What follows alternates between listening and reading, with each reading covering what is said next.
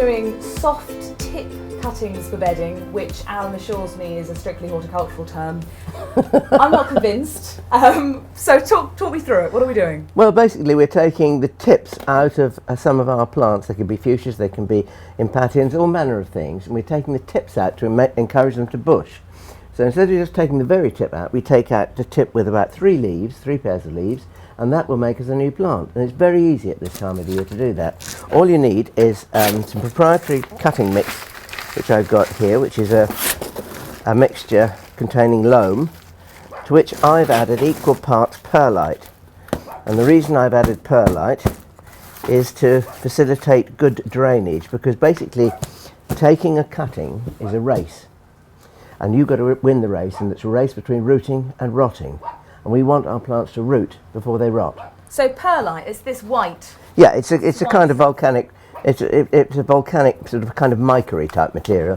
But it's one of those magic properties. It retains moisture whilst encouraging good drainage. Now, if you can explain that to me, you're a better man than I am.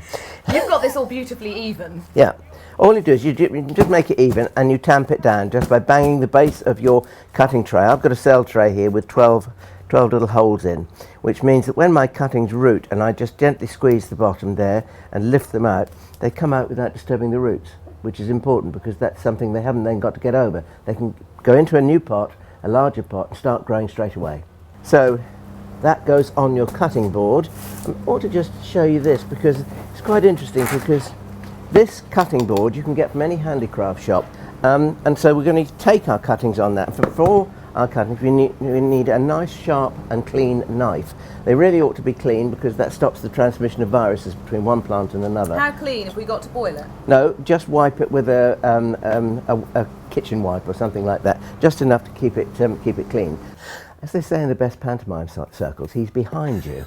And this is the chap that we're going to be taking cuttings Right, of. let's get over here. Now, this is an Impatiens called Impatiens kilimanjari. I don't know whether it comes from anywhere near Mount Kilimanjaro, but that's what it sounds like, doesn't it? It's very easy to take cuttings from, and as you can see, this is a plant that we've overwintered. It's somewhat scruffy, it's grown sort of lopsided, and it looks a bit ms. But there are many good things about this plant I'm going to explain to you. So all I'm going to do is I'm going to chop a few bits off, and then we'll repair to the cutting board. This is what I love about real gardeners. I'd be pingling about probably, as we You say. would be, everybody does. We put him back. Everybody does when they're not used to doing it, because what you need to do is you need to be able to see exactly what you're doing. So here we have some branches, and I'm just going to snip them down into manageable bits. And you'll notice that the cuttings that I take are going to be very, very small. The reason for that is because there are more growth hormones in the tops of the shoots than there are in the bottom. Learn something every day, don't you?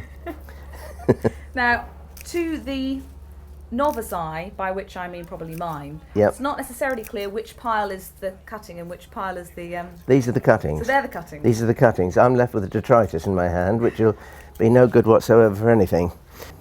As you can see, this cutting has got a slice of the main stem going through the middle with a couple of side branches. Now, the reason I'm using that is because the cuttings are too short to actually use themselves. But first of all, if you look very quickly at there, you can see some emergent flower buds. And I want those flower buds to be taken off so that the cutting doesn't waste its energy trying to produce flowers. I want it to produce roots. And then I'm going to take the very lower leaves off. There's one, and there's another one.